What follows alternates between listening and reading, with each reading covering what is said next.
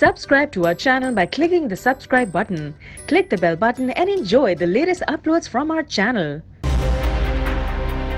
America dollar बंद करने की धमकियां ना दे, हमारी कुर्बानियों का एतराफ करे, हम पर एतमाद करे। पाकिस्तान को इमदाद की जरूरत नहीं। रियासत का मौसर सिफारती रद्द-ए-अमल और हिकमत अमली अभी तक डटी है, लेकिन फौज ने अमेरिका को जवाब जरूर दे दिया।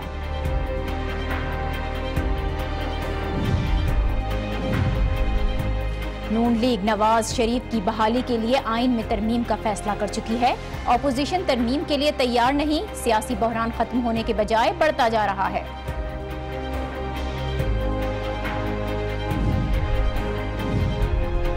कराची में 2 दिन की बारिश 22 जाने ले गई। नाकामी और नाअहली की खुली मिसाल है। अवामी नुमाइंदे खुद तो कुछ न कर पाए, अब मलिक रियाज को अपनी जिम्मेदारियां दे रहे हैं।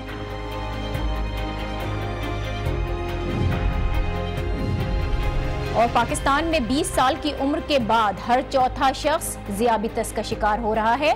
मूजी मरद सालाना 90,000 मरीजों की जान ले रहा है। आदाद शुमार भयानक हैं। इससे आखिर कैसे बचा जाए, आज के प्रोग्राम में इस पर भी बात होगी।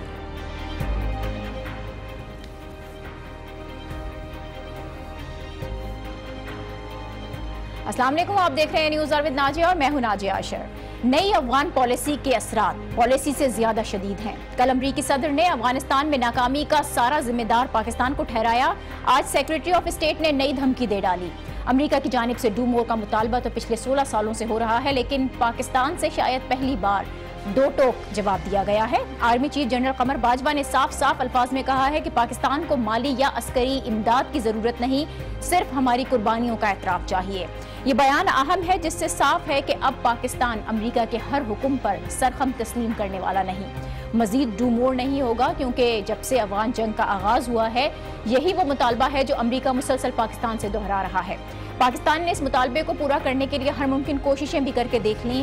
हम दहशतगर्दी के खिलाफ इस अमरीकी जंग में हजारों जानें कुर्बानी कर चुके हैं। सिर्फ 2004 से 2013 के दौरान 81,000 पाकिस्तानियों ने इस जंग में अपनी जान दी है, जबकि इसके मुकाबले में अफगानिस्तान में अमरीकी फौजियों का डेथ टोल देखें तो अक्टूबर 2016 तक जमा किए गए डेटा के मुताबिक अफगानिस्तान में मरने वाले अमरीकी फौजियों की तादाद 2386 है। हमारे 81,000 से जायद लोग सिर्फ 10 साल में शहीद हुए, जबकि उनके 16 साल में 2300 के करीब फौजी मारे गए। किसने इस जंग में कितनी कुर्बानियां दी हैं, इसका अंदाज़ा आदाद शुमार से बखूबी तौर पर लगाया जा सकता है। ये जंग शुरू अमेरिका ने की, लेकिन इससे सबसे ज़्यादा मुतासिर हम हुए हैं। इस जंग ने हमारी मईशत को तबाह किया है। अरबों डॉलर का नुकसान हो चुका है। अब तक इतने पैसे अमेरिका ने नहीं दिए जितने इस जंग पर हमने खर्च किए हैं। बहुत कुछ गंवाया गया है इस जंग में, लेकिन इन तमाम कुर्बानियों के बावजूद 16 साल के बाद भी अमेरिका मुतमईन नहीं है। वो आज 16 साल बाद भी डू मोर का ही मुतालबा कर रहा है, और अब बात इस नहज पर पहुंच गई है कि हम बराह रास्त दहशतगर्दों की मावनत और हम पर पनाह देने के इल्ज़ाम भी लग रहे हैं। कल अमरीकी सदर डोनाल्ड ट्रंप ने अफगान पॉलिसी के ऐलान के साथ ही ये इल्ज़ाम लगाया, और आज अमरीकी वज़ीर ख़ारजा ने इसकी तशरीह की है, और ये तशरीह डोनाल्ड ट्रंप के बयान से ज़्यादा तशवीशनाक है। साफ साफ लफ्ज़ों में उन्होंने कहा है कि अगर पाकिस्तान तालिबान की मुबैना हिमायत से मुताल्लिक़ अपने रवैये में तब्दीली नहीं लाता तो वो अमरीकी मराद खो सकता है। यानी 16 साला जंग में पाकिस्तान ने जो कुर्बानियां दी, अमेरिका ने उन सबको एक झटके में बेकार कर दिया। इस बयान से साफ है कि इस वक्त अमेरिका को सिर्फ अपनी पड़ी हुई है, क्योंकि वो अफगानिस्तान में जंग जीत नहीं पा रहा है। अमरीकी वज़ीर ख़ारजा खुद इसका एतराफ़ कर रहे थे, और वो ये भी कह रहे थे कि अफगानिस्तान में ना अमरीका जीत सकता है, ना ही तालिबान किसी एक पॉइंट पर बातचीत से ये मामला हल हो सकता है। इस बातचीत के लिए उन्हें पाकिस्तान की खिदमत दरकार हैं। शायद इसीलिए वो पाकिस्तान पर दबाव भी बढ़ा रहे हैं। अमरीकी वज़ीर ख़ारजा की गुफ्तगू ज़रा सुनिए, फिर इस पर बात करते हैं। Terrorist organization given safe haven inside of Pakistan to plan and carry out attacks against U.S. servicemen, U.S. officials, disrupting peace efforts inside of Afghanistan.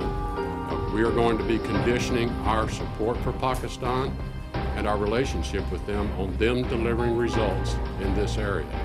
Military assistance we give them, their status as a non-NATO alliance partner.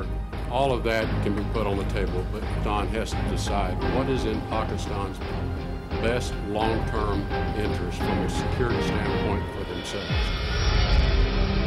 मुसलसल threats आ रहे हैं। अमरीकी वज़ीर ख़ारजा को आपने सुना। अमरीका से इस तरह के बयानात काबिल अफ़सोस और तशवीशनाक तो हैं, जिस पर दफ्तर खारजा ने इब्तदाई रद्दअमल भी जाहिर किया और तमाम तर इल्जामात की तरदीद की गई। इसके अलावा कल कौमी सलामती का इजलास भी तलब किया गया है, जिसमें तमाम इदारों से मुशावरत के बाद वाज़ेह तौर पर हिकमत अमली तरतीब दी जाएगी।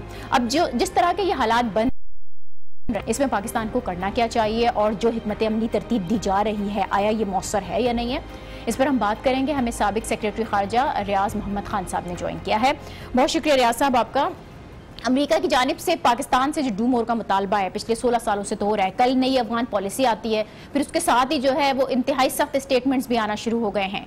सेक्रेटरी ऑफ स्टेट को भी आपने सुना, ट्रंप की तकरीर की वजाहत उन्होंने की है, थ्रेट मुसलसल दिया जा रहा है पाकिस्तान को कि मुकम्मल तौर पर मराद को बंद कर दिया जाएगा। इस कदर एग्रेसिव पॉलिसी, इसकी बुनियादी वजूहात आप क्या समझते हैं कि क्या है? इस वक्त अमेरिका किस मकमसे में फंसा हुआ है? तो बड़ी वाज़ेह है। पहली चीज़ तो ये है कि अमेरिका की पॉलिसी अफ़गानिस्तान में नाकाम हुई है और इस नाकामी की वजह से अक्सर औक़ात पाकिस्तान के ऊपर ये इल्ज़ाम दिया जाता था। जब कभी अमरीकनों से मेरी बात करने का इत्तेफाक हुआ और वो पाकिस्तान पे इल्ज़ाम तराशी करते थे तो मैं अक्सर उनको ये कहता था कि देखिए, ये पाकिस्तान की वजह से सारी चीज़ें नहीं हो रही, बल्कि पॉलिसी जो है वो गलत है और नाकाम रही है, इस वजह से हो रही है। मिसाल के तौर पर इराक़ को ले लें, इराक़ के अंदर जो है हालात अफ़गानिस्तान से भी ज़्यादा बुरे हैं, तो मैं उनसे कहता था कि क्या इराक़ में पाकिस्तान मौजूद है या ISI जो कि वहाँ पर हालात बुरे हैं, वहाँ पर भी पॉलिसियों की गलती की वजह से हुआ है। और यहाँ जो अफ़गानिस्तान में पॉलिसी की बड़ी बड़ी गलतियाँ हुई हैं वो 9/11 के फ़ौरन बाद से शुरू हुई। मिसाल के तौर पे उन्होंने तालिबान को जो था वो टेररिस्ट डिक्लेयर कर दिया, ज़ाहिर है उसकी वजह से ख़राबियाँ हुई। उसके बाद जो नॉन पश्तून आर्मीज़ थी पंशीरी, वो उन्होंने काबुल का कंट्रोल संभाल लिया और इस बात को फिर दुरुस्त करने में 4 साल लगे। ठीक है रियाज साहब, हम आपसे गुफ्तगू का सिलसिला जारी रखेंगे क्योंकि तहरीक इंसाफ के चेयरमैन इमरान खान साहब आए हैं, वो भी अफगान इशू पर ही बात कर रहे हैं। पहले आपको वहां लिए चलते हैं।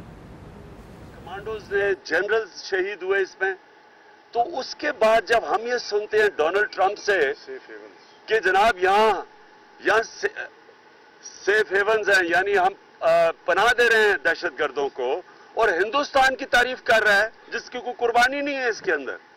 कुर्बानी इस मुल्क की है और तारीफ उनकी कर रहा है और उनको रोल दे रहा है अफगानिस्तान में, और सारी जबान वो इस्तेमाल कर रहा है जो हिंदुस्तान ने जबान इस्तेमाल करता है पाकिस्तानी फौज के खिलाफ।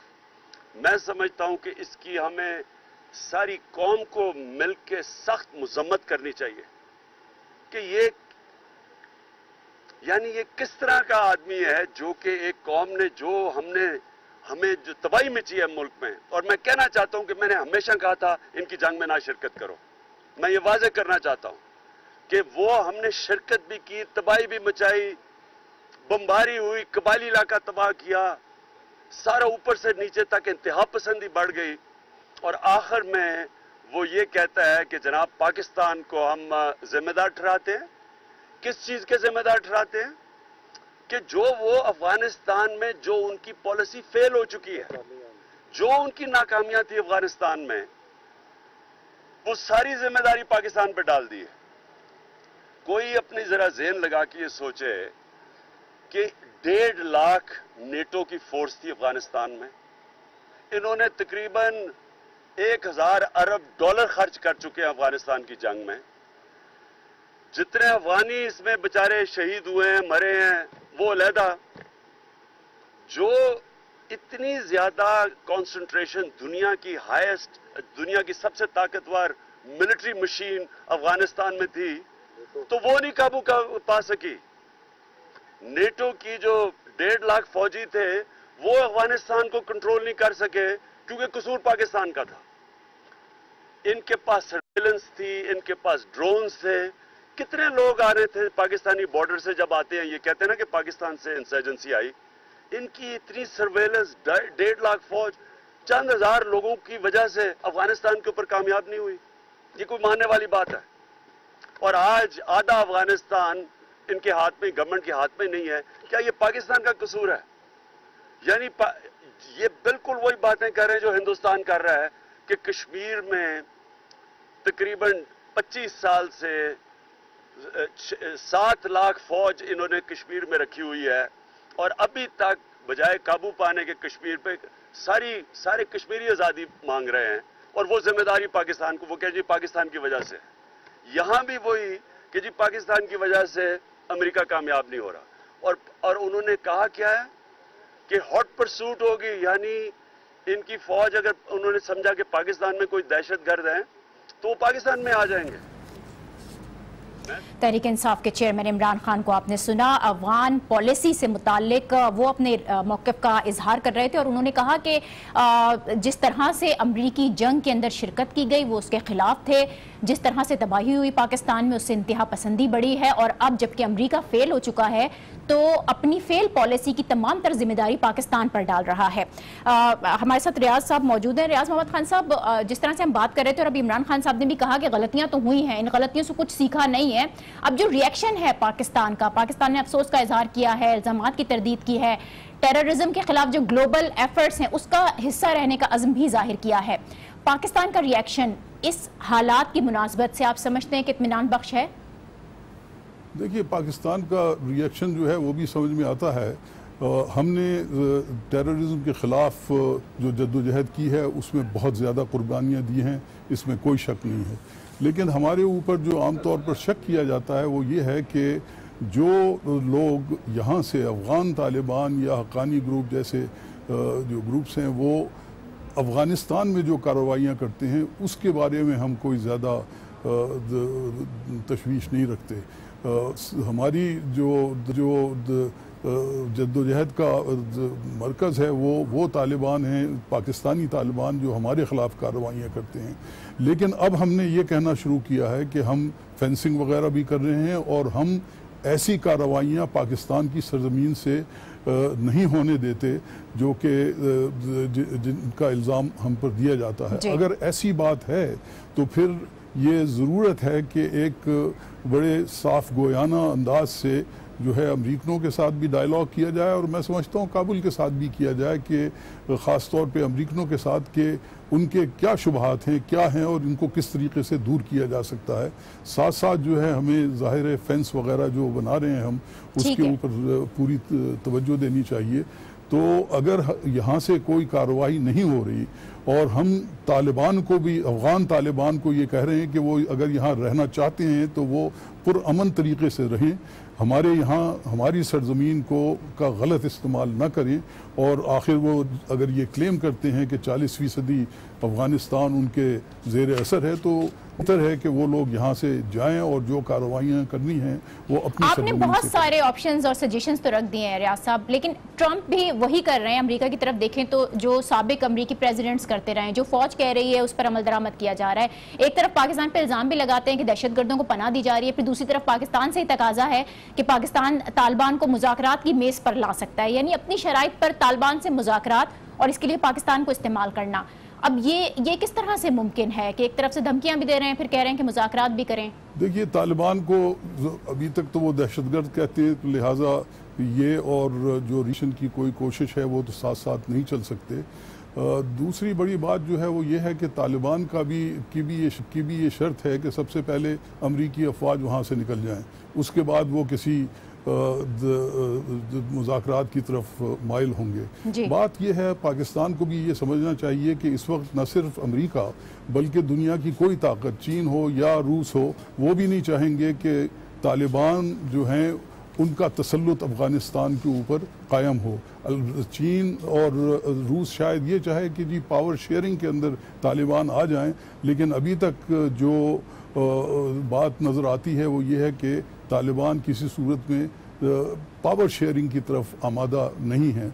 दूसरी चीज़ यह है कि पाकिस्तान को जो है तालिबान के बिहाफ पर कोई ज़िम्मेदारी कबूल नहीं करनी चाहिए, क्योंकि पहले भी जब वो काबुल में थे उन्होंने कभी हमारी बात नहीं मानी। आपको बामियान बुद्धा की जो है स्टोरी वो मालूम होगी, हमने बहुत उनसे दरख्वास्त की लेकिन उन्होंने उन बुद्धास को उड़ा दिया।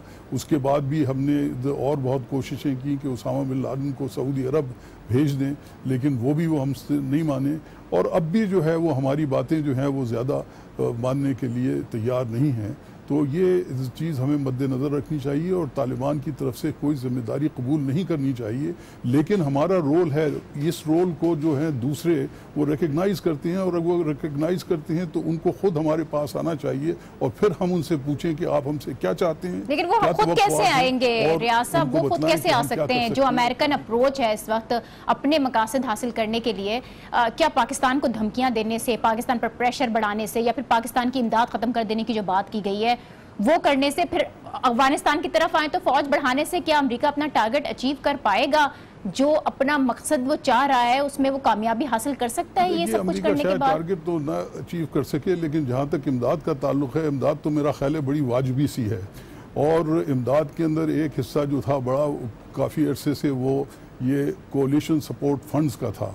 मेरे अपने ख्याल में कोलिशन सपोर्ट फंड्स जो थे वो एक इंतहाई हमारे नज़दीक, हमारे नुक्ता नज़र से एक बुरा मुआहदा या मुफाहमत थी, क्योंकि उससे कुछ तासुर ऐसा होता था कि जैसे जो हम डिप्लॉयमेंट्स वगैरह करते हैं उसके लिए अमरीकी पैसे देते हैं और ज़ाहिर उनकी तवक्कुआत होती हैं और उसके साथ वो डू मोर के मुतालबात करते हैं।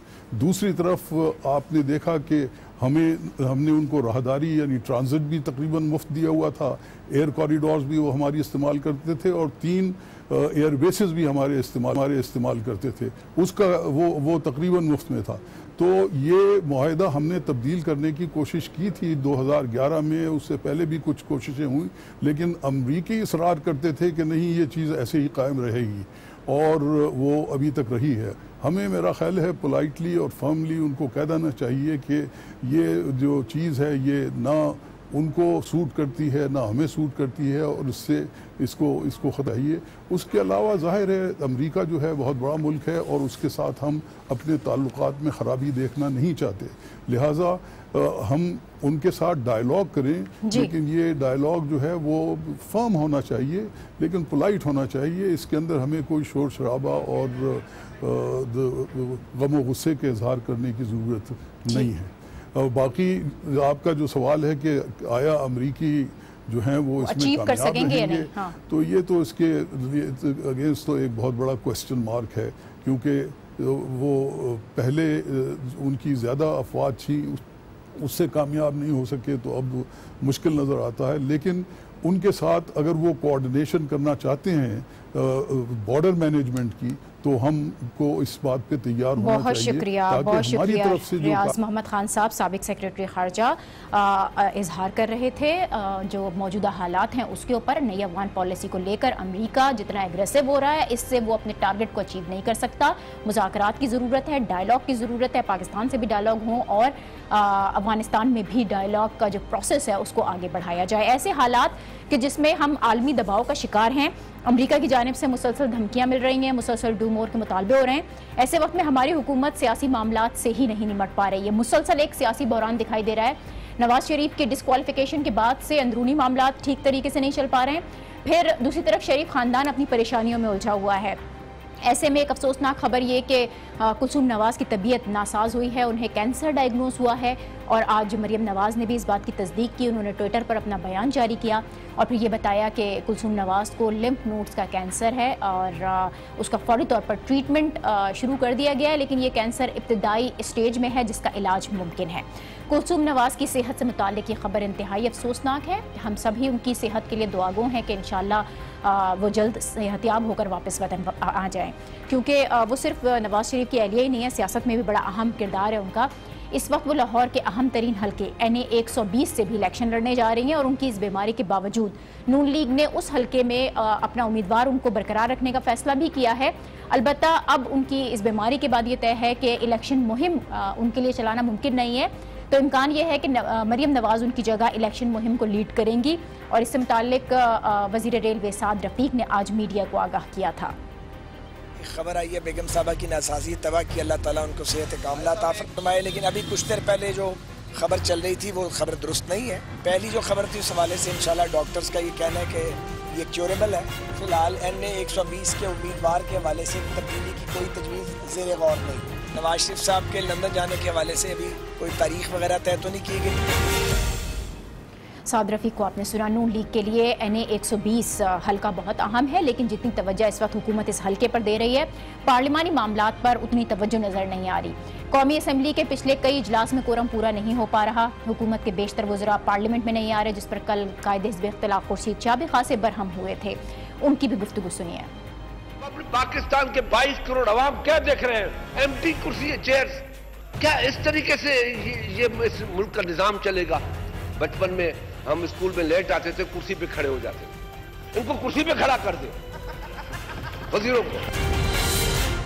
खुर्शीद शाह को आपने देखा, एहतजाज जायज़ है क्योंकि हमेशा से ये पार्लिमानी मामलात पर नून लीग की जो दिलचस्पी है वो सवालिया निशान रही है। इस वक्त वो कौमी असम्बली ऐसे वक्त में नज़रअंदाज कर रहे हैं कि जब हाल ही में नवाज शरीफ ने आइन के आर्टिकल 62 और 63 में तरमीम का ऐलान किया।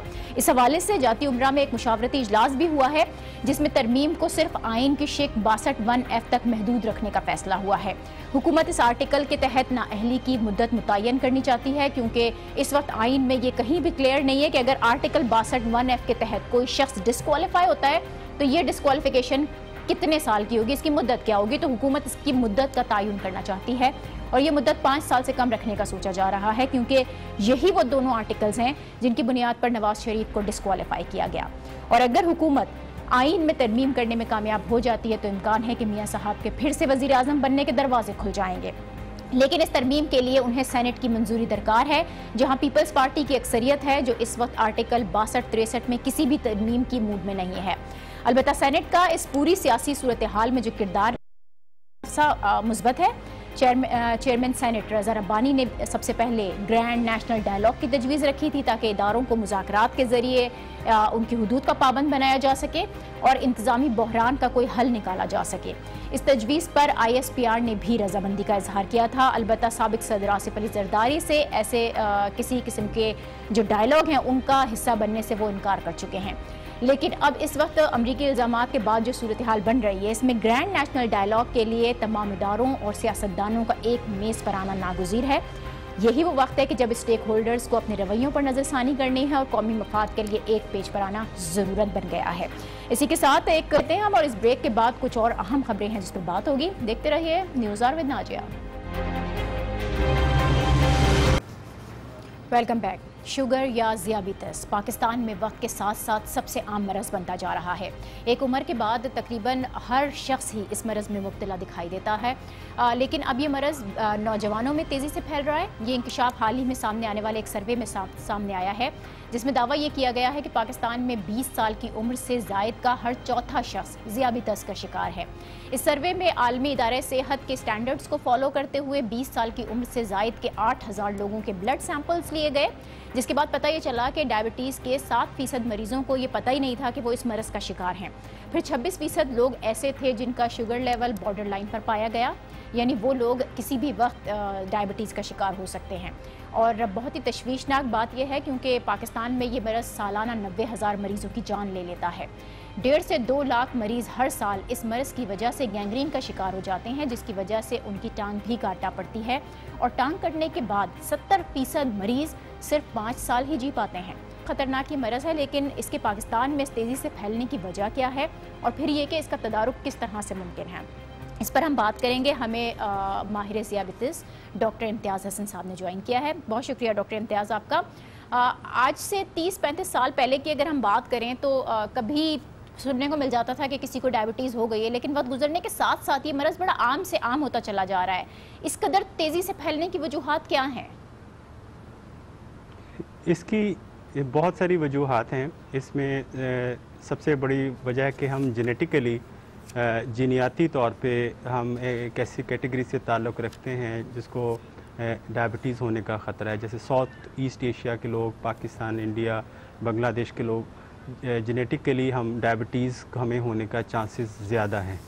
तो एक तो ये बात है, हमारी जीन्स के अंदर है कि हमें डायबिटीज़ हो सकती है किसी वक्त। और दूसरी बात यह है कि हमारी जो एनवायरनमेंट है, हमारा जो रहन सहन है, खाना पीना है, वो इस तरह हो गया है कि हम डायबिटीज़ का शिकार जल्दी हो रहे हैं, जिसको हम एनवायरमेंटल फैक्टर्स कहते हैं। यानी हम तन आसान हो गए हैं, हमारा जो लाइफस्टाइल में हमारा जो वर्जिश है उसका दौरानिया बहुत कम हो गया। अक्सर अफराद जिनको डायबिटीज़ नहीं भी है वो बिल्कुल वर्जिश से दूर हैं और हम जंक फूड जो हमारी ज़िंदगी का एक लाजमी मलजूम हिस्सा है, पिज़्ज़ा है, बर्गर्स हैं और इस तरह के जो फिजी ड्रिंक्स हैं, ये हमारी ज़िंदगी के अंदर एक हिस्सा बन गए। डॉक्टर साहब, इसमें खासतौर पर ये जो सर्वे सामने आया है, मैं इस पर बात करना चाह रही थी। ये सर्वे ये कह रहा है कि 20 साल की उम्र से ज़ायद का हर चौथा शख्स ज़ियाबतीस का शिकार हो रहा है। ऐसा कैसे हो रहा है? इसकी कोई खास वजह है? ये उम्र का भी कोई फैक्टर है? उम्र का फैक्टर है कि उम्र के साथ साथ आमतौर पर ये पहले ये देखा गया था कि जो इंसान की उम्र ज़्यादा होती है तो उसको डायबिटीज़ होने का खतरा। लेकिन प्रॉब्लम हमारे लिए जो सबसे बड़ा मसला आ रहा है कि यंगर जनरेशन जो बिल्कुल जो यंग लोग हैं, जिनकी ज़िंदगी के जो ज़िंदगी को आगे चलने का भी ख्वाब ही देख रहे होते हैं, उसमें कुछ कर गुजरने का सोच रहे होते हैं, वो लोग डायबिटीज़ से मुतासर हो रहे हैं। उसकी बुनियादी वजह है कि हमारा लाइफस्टाइल जो यंगर जनरेशन जो फॉलो कर रही है वो लाइफस्टाइल है जो बिल्कुल अनहेल्दी है, यानी खाने पीने की आदत बिल्कुल ख़राब हैं। यानी वो उनकी जो डाइट है, हम एक डाइट है जैसे अगर फास्ट फूड लेते हैं तो उनकी जो एक डाइट है वो तकरीबन 2000 कैलोरी से उनका एक बर्गर बनता है, साथ उसके साथ जो ऐसे फिजी ड्रिंक्स हैं वो लेते हैं, और उसको साथ है कि वर्जिश का जो फुकदान है वो हमारे लोगों के अंदर बिल्कुल पाया जाता है कि वर्जिश करने के लिए करना क्या चाहिए? एक तो आपने एनवायरमेंटल फैक्टर भी बताया, फिर लाइफस्टाइल के अंदर तब्दीलियाँ, तो क्या तब्दीलियाँ लाई जाएँ? देखिए, इसको जो हम कर रहे हैं उसका उलट कर दें, यानी हम अपनी ग़िज़ा जो आज से अगर हम देखते हैं, यानी 15-20 साल पहले जो सादा ग़िज़ा थी हम उसको रवाज दें। यानी अगर हम घर का खाना खाते हैं, दाल, सब्ज़ी, गोश्त, और अपनी जो सब्जियों के अंदर पूरा तनासब के साथ फलों का इस्तेमाल भी करते थे, और एक रवाज था कि लोग फ़िज़िकल एक्टिविटी के था कि सब लोग सुबह उठ के पास का रुख करते थे और जल्दी उठते थे। और दूसरा ये है कि रात को देर तक जागना और सुबह देर तक सोना, इसलिए वो लोगों के अंदर ये एक बहुत बड़ा फैक्टर है। यानी रात को देर तक जागने से कुछ हार्मोनल चेंजेस ऐसी आती हैं जो डायबिटीज़ का भी बायस बनती हैं। तो इसके जो हमें जो सबसे पहले ज़रूरी एक गवर्नमेंट लेवल पे क्या करना चाहिए, और एक है कि हमें इंडिविजुअल लेवल पे क्या करें। गवर्नमेंट लेवल पे ये बात ये है कि हमें ऐसे पार्क्स को ज़्यादा मरवज किया जाए। छोटे शहर में पार्क्स की सहूलत बिल्कुल नहीं है। दूसरा कि एक कल्चर, हम फूड स्ट्रीट्स बनाने पे ज़्यादा जोर दिया, हम फूड स्ट्रीट बहुत सारी बनाते जा रही है, हर गली मोहल्ले के अंदर फूड स्ट्रीट को लिए, लेकिन पार्क्स उसको ज़रा कम किया जाए। और पार्क्स नहीं है, फुटपाथ सड़कें हैं, फुटपाथ नहीं है, पैदल चलने की वो जगह नहीं है, लोग पैदल कहाँ चलें। और दूसरी जो बात है कि हमें जैसे अभी कुछ पंजाब के अंदर गवर्नमेंट ने एक पाबंदी आयद की है कि जो स्कूल्स के अंदर जो है कि वो आप ड्रिंक्स नहीं बेच सकते, पर पाबंदी है जी, कोला ड्रिंक्स वो तो डॉक्टर साहब ये सब कुछ तो हो रहा है, लेकिन इसके अलावा ये जो सालाना 1.5 से 2 लाख मरीज गैंग्रीन में मुब्तला हो जाते हैं, जिसकी वजह से उनके आज़ा को भी काटना पड़ जाता है, ये कितना ख़तरनाक है? और गैंग्रीन के पेशेंट्स को क्या करना चाहिए? देखिए, ये ख़तरनाक इसलिए है कि हम डायबिटीज़ को उस जगह पे ले आते हैं जहाँ ये इसका हम प्रॉब्लम का शिकार होते हैं। इसमें एक प्रिवेंटिव साइड है कि हम डायबिटीज़ को होने से रोकें। यानी अगर हम अपना वज़न नॉर्मल हदूद के अंदर रखें, अपने आप का ये मामूल बना लें कि हफ़्ते के अंदर हम 150 मिनट फ़िज़िकल एक्टिविटी करें। अगर हमारा वज़न ज़्यादा है तो अब जो उसका 7% कम कर लें, उससे बच सकते हैं। ये गैंग्रीन एक कॉम्प्लिकेशन है, यानी डायबिटीज़ जो पुरानी हो जाती है, जो वो उसका कंट्रोल में नहीं रहती, और वो लोग ख़ास तौर पर जो स्मोकिंग करते हैं और डायबिटीज़ का भी शिकार हैं, तो उनको ये गैंग्रीन होने का ख़तरा ज़्यादा है। तो उनको चाहिए कि एक तो डायबिटीज़ को शुरू दिन से ही कंट्रोल करें, अपने डॉक्टर से रेगुलर मशवरा करें, पाँव का मुआयना कराना बहुत ज़रूरी है, और स्मोकिंग अगर वो करते हैं, स्मोकिंग को तर्क करना बहुत ज़रूरी है। तो ये तो बेसिक चीज़ें हो गई जो करनी चाहिए डायबिटीज़ के पेशेंट्स को, लेकिन मेडिकल साइंस इतनी तरक्की कर चुकी है, क्या कोई इलाज इस मरज़ का मुमकिन नहीं हो सका अब तक? मुकम्मल तौर पर तदारुक है कोई इस बीमारी से, या मुस्तकबिल में कोई ऐसा ट्रीटमेंट आ रहा है? जी, डायबिटीज़ के जो ट्रीटमेंट है, ये दुनिया में वो वाहिद बीमारी है कि जिसका ट्रीटमेंट बहुत ज़्यादा तरक्की हो रही है, और जो आज से 10 साल या 15 साल पहले जो इलाज के जो थे वो आज उससे कहीं बेहतर इलाज हमें मैसर है। ख़ास तौर पे पूरी दुनिया के अंदर जो इंसुलिन का इस्तेमाल है वो बहुत तेज़ी से बढ़ा है, और पाकिस्तान के अंदर भी बढ़ा है। तो इससे हमें एक हेल्प मिला है, एक मदद मिली है कि हम इसको डायबिटीज़ को पहले दिन से उसको अच्छे कंट्रोल में लेके। लेकिन अगर इसमें अब ये है कि इसका मुकम्मल तदारक वो एक स्टेज पे है। ख़ास तौर वो लोग जो मोटे हैं, जिनका वज़न ज़्यादा है, वो उनको शुरू में एक सर्जरी की किस्म है जिसको बैरिक सर्जरी कहते हैं, जिससे शुगर को मुकम्मल तौर पे उन अफराद के अंदर से ख़त्म किया जा सकता है। तो ऐसी सर्जरी अगर आपका जो है, अगर सर्जन पाकिस्तान के अंदर ऐसे सर्जन हैं जो ये सर्जरी करते हैं, और इससे डायबिटीज़ से निजात भी मिलती है। लेकिन जब तक ये मुकम्मल इलाज दवाई की सूरत में, इंजेक्शन की सूरत में नहीं आता, तो हमें पाकिस्तान जैसे मुल्क में हमें प्रिवेंटिव साइड पर एहतियात ज़्यादा करने की ज़रूरत है। बहुत शुक्रिया डॉक्टर इम्तियाज़ हसन आपका, माहिर डायबिटीज़ हमारे साथ मौजूद है। एक बहुत ही ख़तरनाक किस्म का मरज़ है, लेकिन अगर एहतियात की जाए तो बहुत अच्छी तरीके से ज़िंदगी भी गुजारी जा सकती है। आज के तमाम तरह स्टोरीज तो यही थी। कराची पर भी हमें बात करनी थी। पिछले 2 दिन से बारिश, और इस बारिश के दौरान 22 अफराद की जान भी चली गई है, तबाही मची हुई है। जो नाअहली है इंतज़ामिया की वो नज़र आ रही है। हमने बड़ी कोशिश की कि मेयर, डिप्टी मेयर से या फिर इंतज़ामिया के किसी फर्द से हमारी बात हो सके, लेकिन सब मसरूफ़ हैं। काम क्या हो रहा है वो होता हुआ अभी कराची में नज़र नहीं आ रहा, लेकिन जो तबाही फैली हुई है वो बड़ी नाकाबिले बर्दाश्त है, और नाअहली और बद इंतज़ामी का एक मुँह बोलता सबूत हमें नज़र आ रही है। इसी के साथ आज के इस प्रोग्राम से मुझे दीजिए इजाज़त। आपसे कल फिर मुलाकात होगी। अल्लाह हाफ़िज़।